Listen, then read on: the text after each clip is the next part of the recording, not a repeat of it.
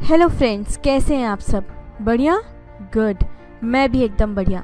स्वागत है आपका आपके यूट्यूब चैनल दीपावली में। दोस्तों, किसी भी देश को चलाने के लिए उसके खुद के नियम और कायदे होते हैं जो देश के धर्म, विचारधारा, रहन सहन और जलवायु को देखकर बनाए जाते हैं, जिससे देश एक दिशा में प्रगति की तरफ अग्रसर होता है। दोस्तों, 26 जनवरी आ रही है और इसी दिन यानी 26 जनवरी 1950 को भारत का संविधान बनाया गया था। भारत का संविधान क्यों बना, कैसे बना, कब बना, इसे किसने बनाया और तो और 26 जनवरी को ही क्यों लागू किया गया, ऐसे सवालों के जवाब आपको मैं इस वीडियो में देने जा रही हूँ।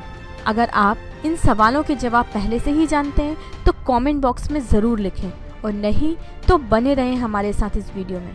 लेकिन हम आगे बढ़ें इससे पहले अगर आप हमारे चैनल में पहली बार आए हैं तो जल्दी से इसे सब्सक्राइब करें और बना लें इसे अपना चैनल। साथ ही साथ बेल आइकन को प्रेस करें सो दैट जैसे ही मैं नया वीडियो अपलोड करूं आपको नोटिफिकेशन मिल जाए। दोस्तों, सबसे पहला क्वेश्चन ये है कि भारत का संविधान क्यों बना। भारत कई वर्षों से गुलाम था और बाहर की शक्तियाँ भारत पर अपना शासन करती आ रही थी और तो और देश पर अपने नियमों के अनुसार कार्य कर रही थी। सभी के अपने नियम थे। भारत आज़ादी के पहले 200 वर्षों तक अंग्रेजों का गुलाम रहा, इसलिए यहाँ ब्रिटिश नियम अनुसार कार्य होते रहे। इसलिए देश में आज़ादी जितनी ज़रूरी थी उतनी ही ज़रूरी था देश का संविधान।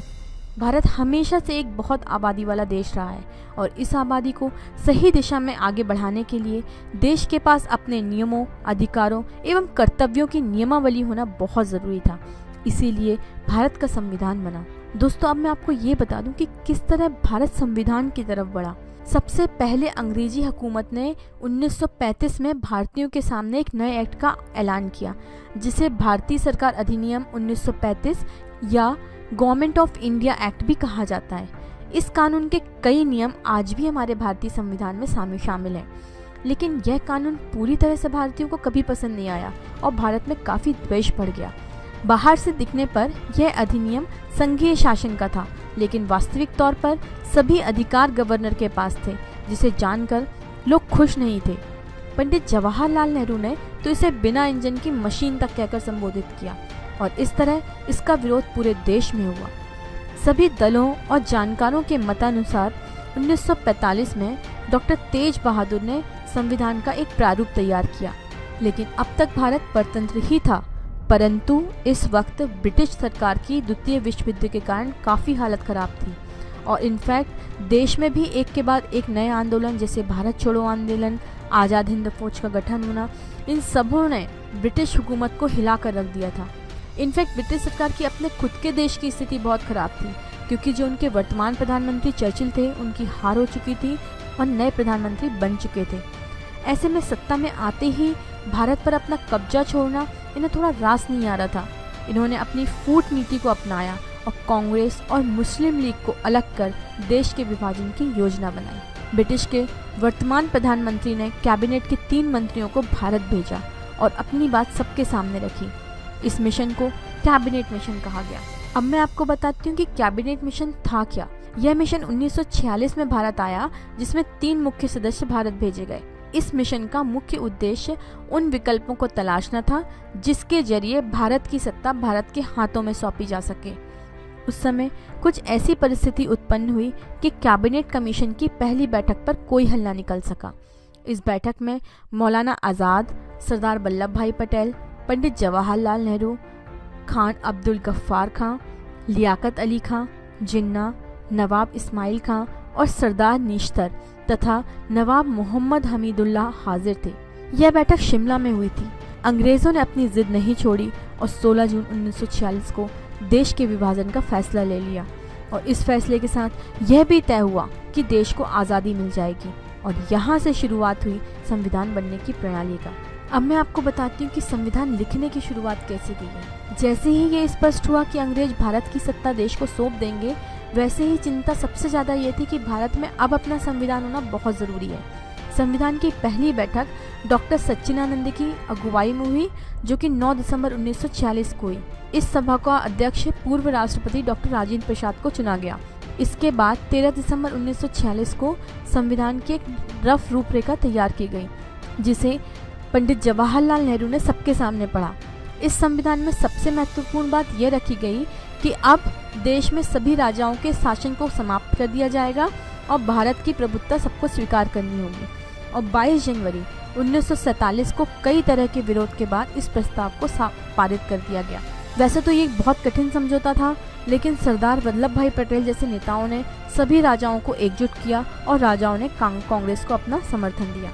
14 जुलाई 1947 को नेहरू जी ने संविधान की बैठक में देश के चिन्ह तिरंगा ध्वज का ऐलान किया और जिसका सभी ने तहे दिल से समर्थन किया।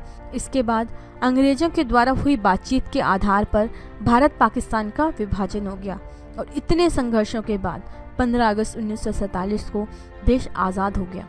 देश आज़ाद तो हो चुका था, लेकिन इसे एक दिशा में सुचारू रूप से गति देने के लिए भारत का संविधान अभी भी पूर्णतः नहीं बना था। पहले संविधान का ढांचा बनाया गया था, लेकिन बहुत सारे लोगों ने इसे स्वीकार नहीं किया गया था।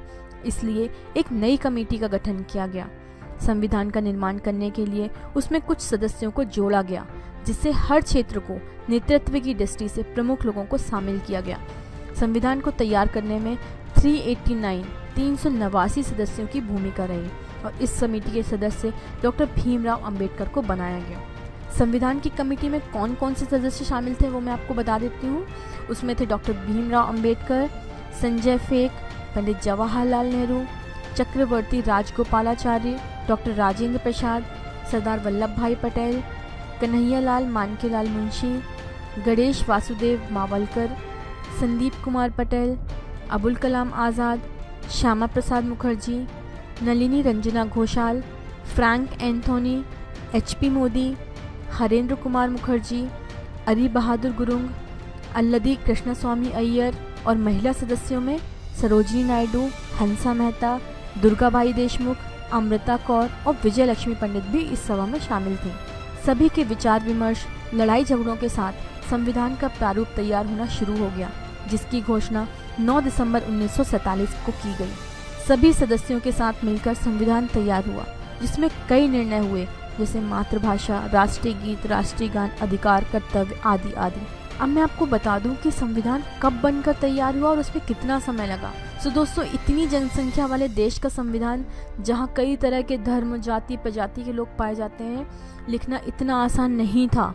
इसे लिखने में 2 वर्ष 11 माह और 18 दिन लग गए, जिसमें 114 दिनों तक आपसी बहस हुई और 12 अधिवेशन भी पेश किए गए। 166 दिन तक मीटिंग की गई और कई बार जनता से सलाह मशवरा भी किया गया, जिसके लिए प्रेस का सहारा लिया गया। और इस तरह 284 सदस्यों के हस्ताक्षर के बाद हमारे देश का संविधान 24 जनवरी 1950 को तैयार हो गया और इसे 26 जनवरी 1950 को पूरे देश में लागू किया गया, जिसे हम गणतंत्र दिवस के रूप में प्रतिवर्ष मनाते हैं। अब पॉइंट ये था कि संविधान 26 जनवरी को ही क्यों लागू किया गया। वैसे तो तारीखें और भी कोई हो सकती थी, लेकिन 26 जनवरी हमारे इतिहास की एक बहुत यादगार तारीख मानी जाती है, क्योंकि गणतंत्र दिवस के 20 वर्ष पहले, यानी 26 जनवरी 1950 से 20 वर्ष पहले 26 जनवरी 1923 को भारत में पूर्ण स्वराज का संकल्प लेकर कांग्रेस ने इसी दिन को स्वतंत्रता दिवस घोषित कर दिया था, जिसके बाद 15 अगस्त 1947 को भारत को स्वतंत्रता मिली और 26 जनवरी 1950 को भारत का संविधान घोषित किया गया। इस तरह 26 जनवरी का महत्व हमारे इतिहास में बहुत ज़्यादा अधिक है। आपको मैं भारत के संविधान का बहुत छोटा सा एक ब्रीफ देती हूँ कि भारत का संविधान 2016 तक 101 बार संशोधित किया जा चुका है। इस प्रकार इस संविधान में 448 अनुच्छेद, 1 संविधान उद्देशिका, 12 अनुसूचित जातियां एवं 5 अनुलग्न शामिल हैं। इसमें अंतिम संशोधन GST को लेकर किया गया था। दोस्तों, भारत का संविधान सबसे बड़ा लोकतंत्र का संविधान है, जिसकी विश्व में अपनी एक पहचान है। वैसे तो संविधान ब्रिटिश संविधान से प्रभावित है, लेकिन समय समय पर भारतवासियों के अनुसार इसमें संशोधन किए जाते रहे हैं। सो दोस्तों, इस तरह उतार चढ़ाव के साथ भारत का संविधान बना। मुझे उम्मीद है मैं आपको इस बारे में सारी जानकारी देने में सफल रही हुई हूँ। अगर हाँ, तो इस वीडियो को प्लीज़ लाइक करें और ये एक बहुत इम्पॉर्टेंट वीडियो है, तो इसे ज़्यादा से ज़्यादा लोगों के साथ शेयर करें। जय हिंद, जय भारत।